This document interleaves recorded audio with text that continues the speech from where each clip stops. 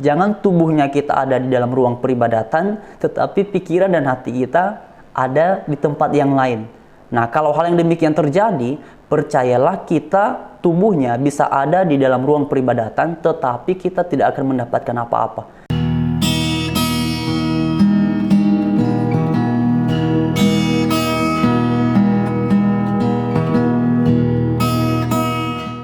Shalom teman-teman, damai sejahtera Tuhan beserta dengan kalian semua, dan semoga semua teman-teman berada di dalam keberkatan dan perlindungan Tuhan Yesus Kristus yang luar biasa mengasihi kita semua.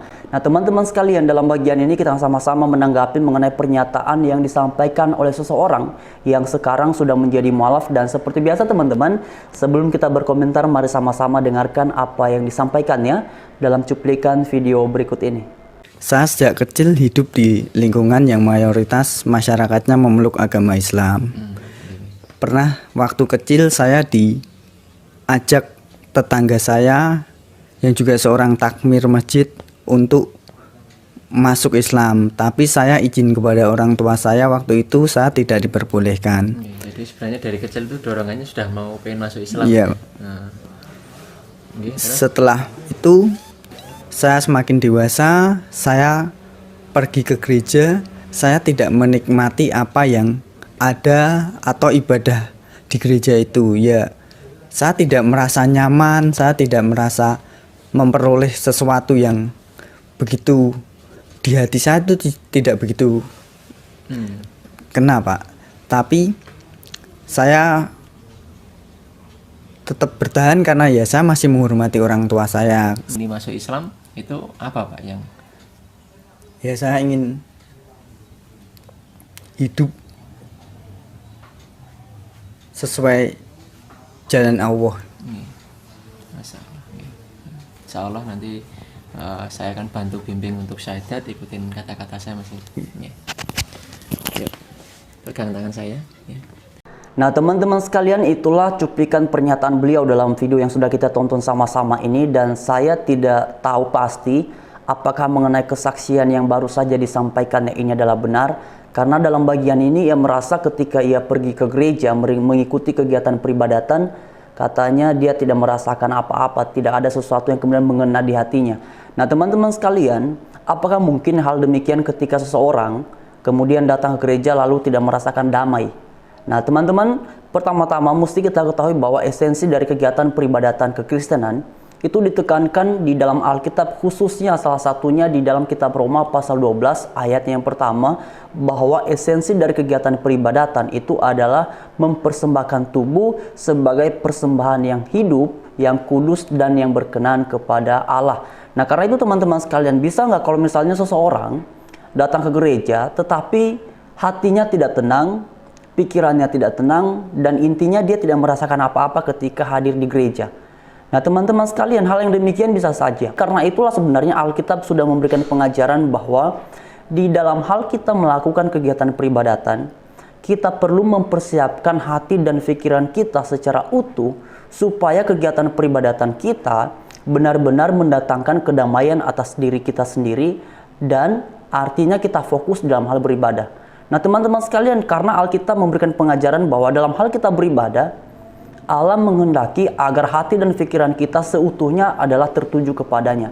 Jangan sampai, ini misalnya teman-teman, kalau di gereja, orang di depan, pendetanya atau gembalanya sedang berkhotbah, tetapi yang lainnya sedang main HP.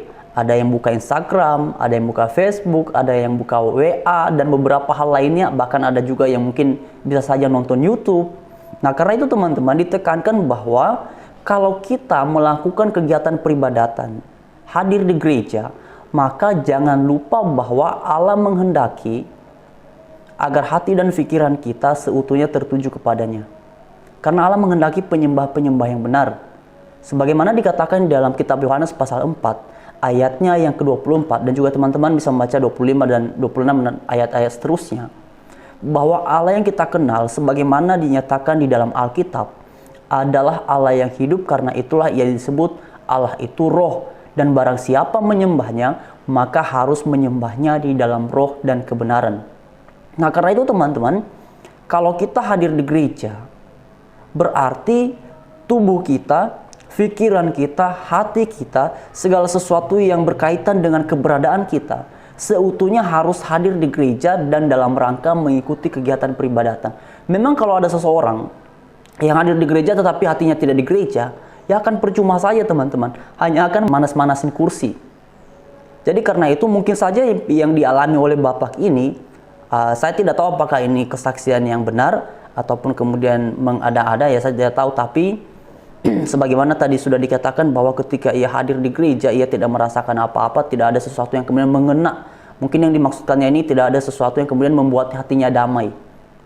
Nah karena itu kita belajar dari apa yang disampaikan oleh Bapak ini. Saya juga tidak mau mengatakan bahwa oh itu salahnya tuh. Saya tidak mau mengatakan demikian karena saya tidak tahu pasti apakah ini benar ataupun tidak. Dan juga saya tidak tahu apa yang pernah dialami oleh Bapak ini. Tetapi dalam bagian ini, sebenarnya Alkitab sudah memberitahukan kita semua bahwa kedamaian itu, ketenangan itu hanya didapati di dalam Tuhan saja.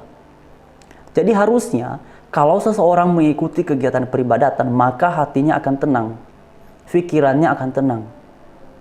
Nah, saya tidak tahu, mungkin teman-teman punya pengalaman yang berbeda.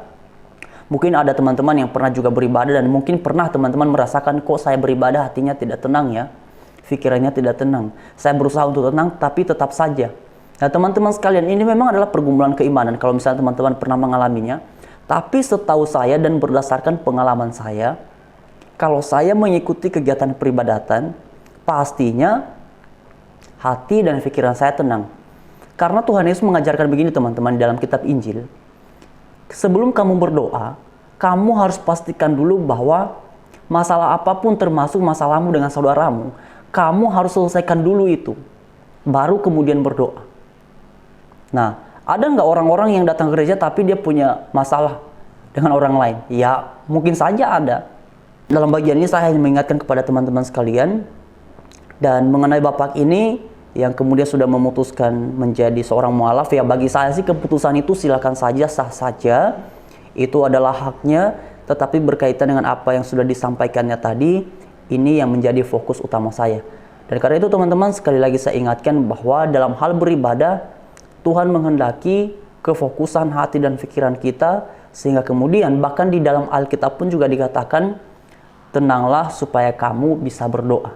Jadi untuk masuk di dalam peribadatan, atau misalnya itu di gereja, dibutuhkan ketenangan dulu. Ya teman-teman, ketenangan yang dibicarakan adalah agar hati pikiran kita benar-benar mau beribadah. Dan ingatlah, sesungguhnya sebagaimana sudah dikatakan di dalam Alkitab, bahwa kedamaian yang sejati itu, ketenangan yang sejati itu hanya didapati di dalam Tuhan Yesus Kristus.